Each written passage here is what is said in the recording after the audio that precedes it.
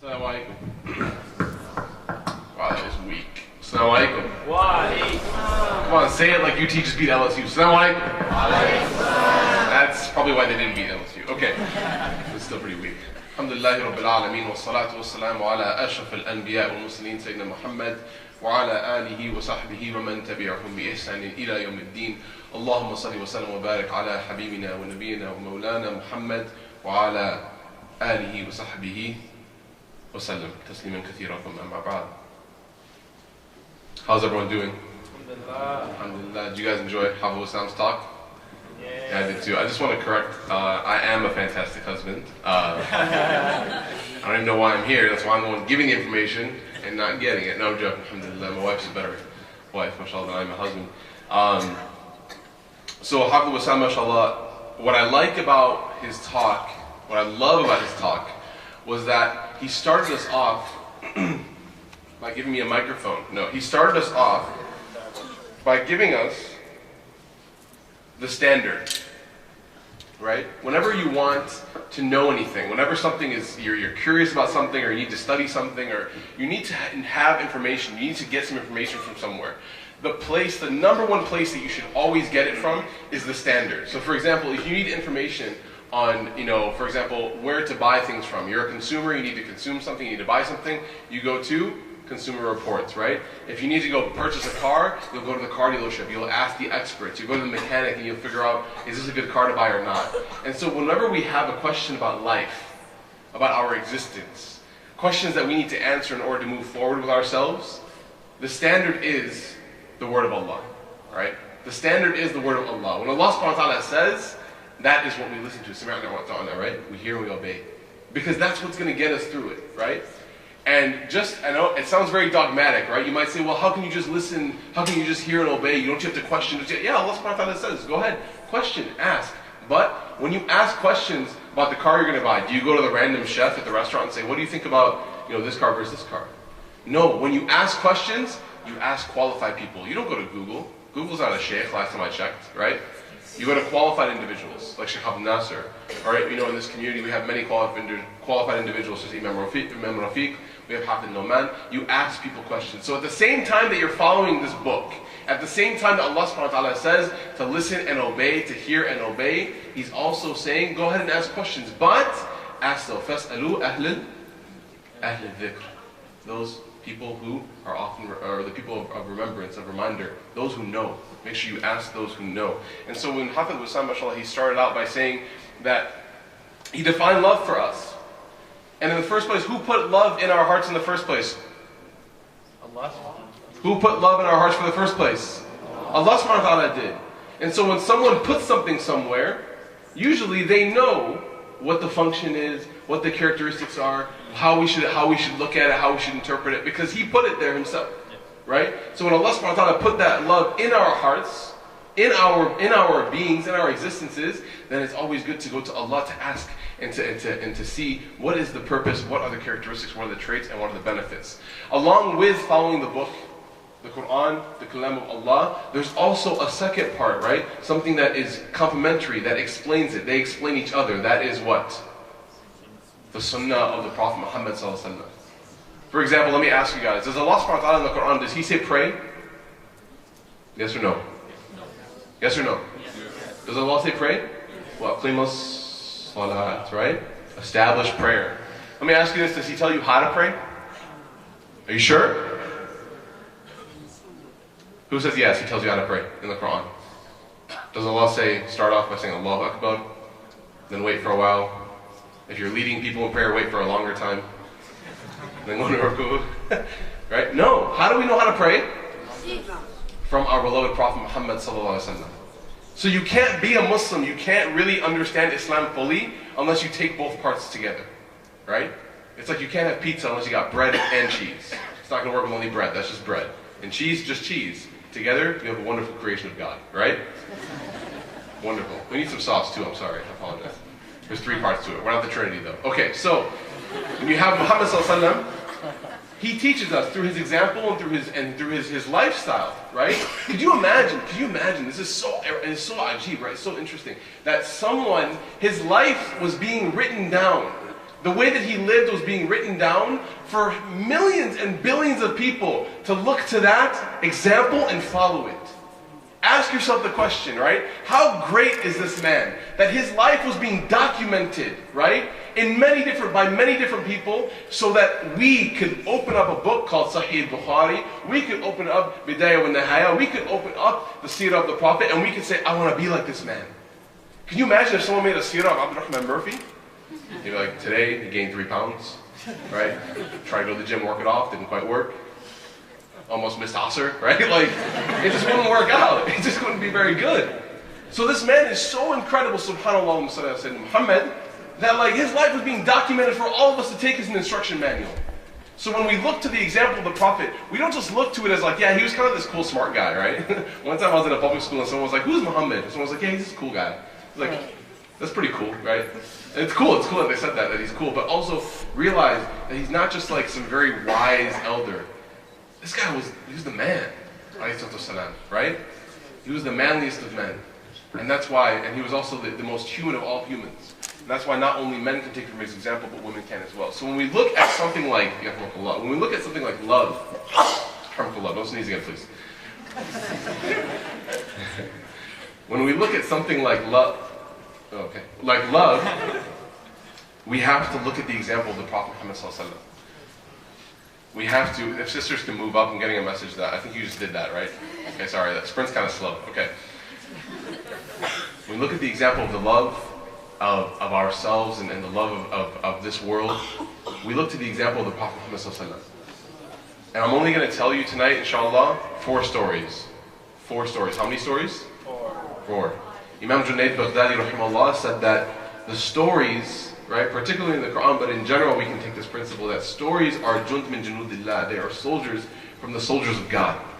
What is a function of a soldier? Well, the function of a soldier to an army is to help it, to assist it, to give it reinforcement, to motivate it, to provide backing. That is your Aisha? Yeah, Aisha. So when Imam Junaid said that stories are like soldiers, when we read these stories, they're not just fairy tales, right? It's not just a movie script. This story is more than that. This story is a lesson to take from. This story is something that we're supposed to inculcate into our lives to make ourselves better. There's one story of 2 people, a couple. Aisha, can you please be quiet? There's a story. It's okay, she's basically my niece, so we're cool. I'll give her Curious George later, she'll be fine. There's a story of 2 people. 2 companions, Mughith and Barira. They were both workers, they were both of the labor class in the time of the Prophet Muhammad S.A.W.W. And they were married.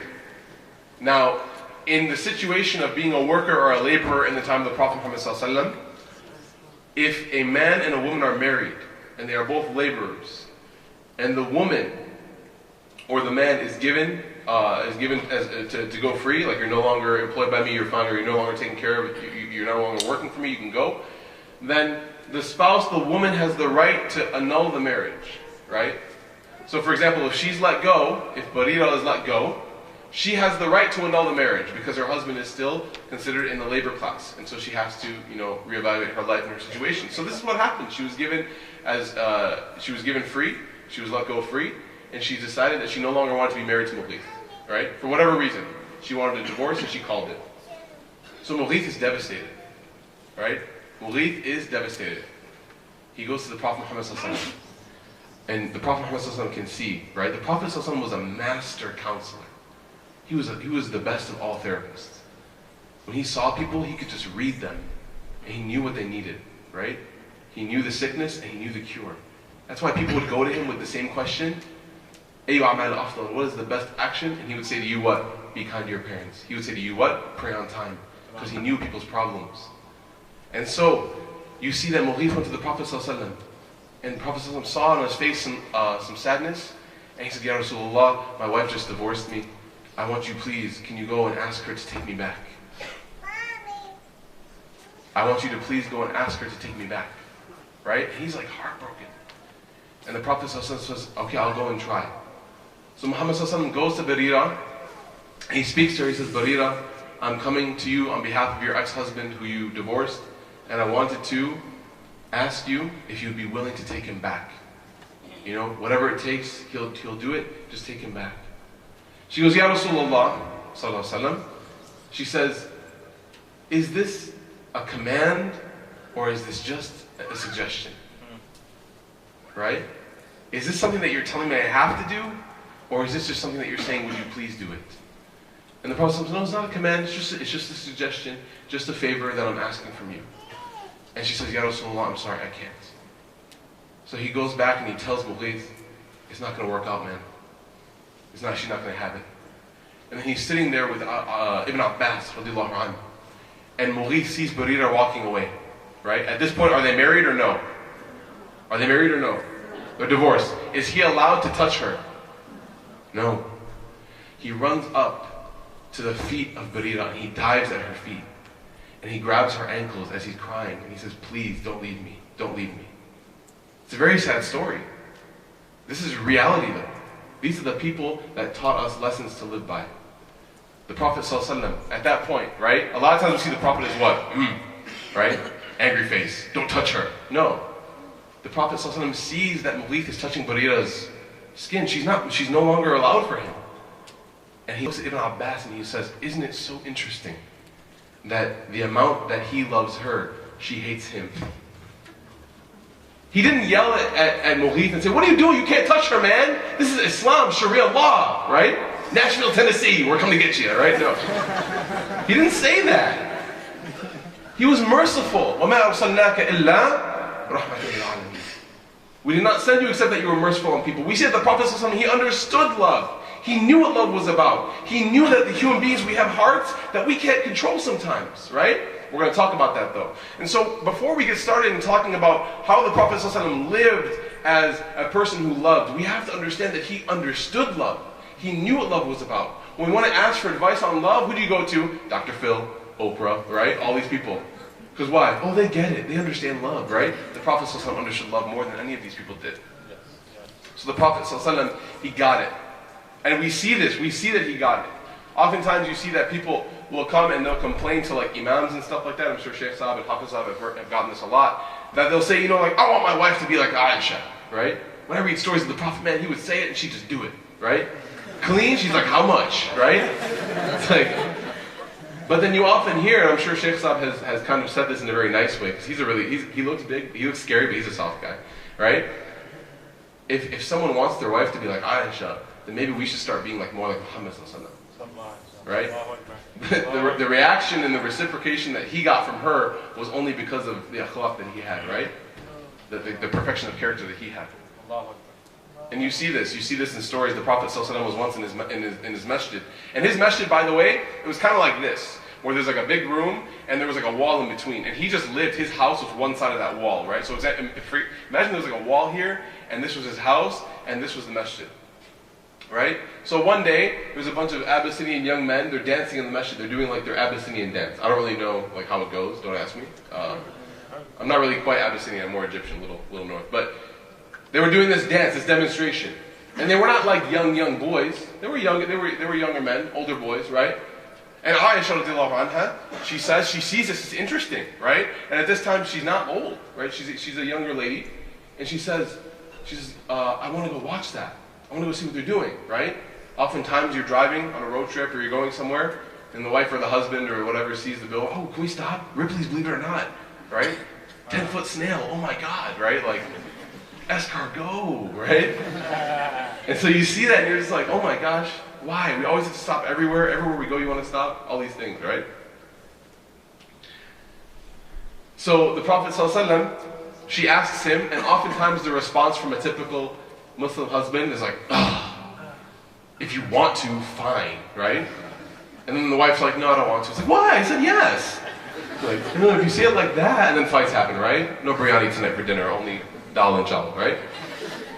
But the Prophet ﷺ said, sure, no problem. No problem, let's go watch. So they went to watch. I need to demonstrate this. This can't be told. Sam, can you come here? I know. It's okay. I'm only going because Mohan Nasser said. It's a good thing about having the same teacher. Yes. So the Prophet ﷺ, okay, keep in mind, neither one of us are perfect, or neither one of us are like Aisha or Muhammad ﷺ, but just for the sake of demonstration, we're going to pretend. So you'll be in the place of Aisha. Okay. No, Muhammad S.A.W.W. And I'll be in the place of Aisha. I'm really comfortable with my masculinity and my manhood, so I'm cool with this. Okay. So the Prophet Mohammed S.A.W.W, he's standing in front, right? Because obviously the young men are dancing and he wants his wife to be a little more kind of like covered a little bit. She can look, but he doesn't want her to be in plain sight. And what does she do? She's narrating. This is Aisha. This is the wife of the Prophet Muhammad S.A.W., right? Right? She goes, I leaned up and put my chin on his shoulder. And then the narrator says, what? Touch. My cheek was touching his cheek. How romantic is that? Right? No. What more do you want? Listen, hold on, wait. No, you're not going. Okay. Right? So she said, my cheek was touching his cheek. Check this out. What happens, husbands? What happens? No one answer over here. Husbands, when you're at a place for a long time, like an art museum or something, like your wife wanted to go, and you're like, I just wanted to go to like get some food, right? What happens? What question do you ask? Are you done yet? Can we go now? Right? So Muhammad S.A.W. he asks. Are you done yet? Nope. Right? This is what happened. This is what happened. Literally, Muhammad S.A.W. goes, can we go now? He said, are you finished? She said, no, I'm not done yet. Then again, he asked later on, do it. Are you done? And she said, nope, not done yet. Then one more time. He says, are you done? And she says, now I'm done, right? And she left. Remember the whole time. And keep in mind, by the way, that like she was shorter than the Prophet Muhammad S.A.W., so she can't fit her chin on his shoulder. Like it's not going to work, right? So she has to tip up on her tippy toes. Now, when you're on your tippy toes, is it very easy to balance yourself? No. If you have extremely strong legs like me, yes. But if you're like most normal human beings, then you probably have to do something like this, right? Yes. Hold on, either in the arms or the shoulders. This is the image of the Prophet Muhammad S.A.W. and his wife. Later on, thank you, Jazakallah khair, I appreciate it.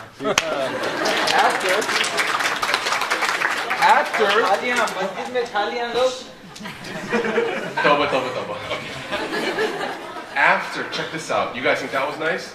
After the Prophet ﷺ had passed away, and she's telling this hadith, she said, Wallahi, I swear by God, I had no interest in watching those people dancing. Allah. She goes, I just wanted my face to be on his face. Allah. Eat that, The Notebook, right? Ryan Gosling ain't got nothing on the Prophet ﷺ, right? Allahumma salli ala Sayyidina Muhammad. Everyone, send praise upon Muhammad ﷺ. We see that the Prophet Muhammad ﷺ was an exemplary husband. He knew, and he kept asking her, are you done yet? And she said no. And normally the typical response is, okay, let's go. But he kept with it. And you see the supreme love just flowing out of the heart of his wife. Typical phrase that we hear nowadays in society. I'm almost done, I'm sorry. Typical phrase that we hear nowadays in society, and I'm not going to complete it because it's very vulgar, but it's a certain phrase which guys might say to each other, hopefully not Muslim guys, which has a connotation of putting your brothers before your wife, right? No. And all you think, you might know what I'm saying. Okay, so... Rose before Thundercat. There you go. Rose before gulab jamuns, right? So... And this is a very, very derogatory phrase. It's very, very disgusting, and we never ever call women any sort of gardening tool. That's not what they are, right? No. They might garden, but they're not the gardening tool. So, this concept is seen to be like a very macho concept, right? Like if you're a man, then you'd rather be with your homies than your wife, dude. Like, what kind of man are you? Like, come play Xbox. We're all 31. Like, no, right? Right? This idea is very like masculine now. Like, it's cool. The Prophet ﷺ was once standing with a group of his companions, and the Prophet ﷺ had a very interesting characteristic. He had the quality of anyone who he was with or interacted with, they would feel like they were his favorite person. You know how like when you know that you're someone's favorite person, and you're like, yeah, I know, like you're telling everyone else that you're the best friend or they're your best friend, but we all know who's best friends here, right? That's the kind of feeling that everyone who met the Prophet Muhammad ﷺ had with him. Because he was just so kind to them that they were all like convinced, man, this guy likes me more than everyone else, right? So Amr ibn As, a great companion, radiallahu anh, if you're from Egypt and you know what I'm talking about, he's a great companion.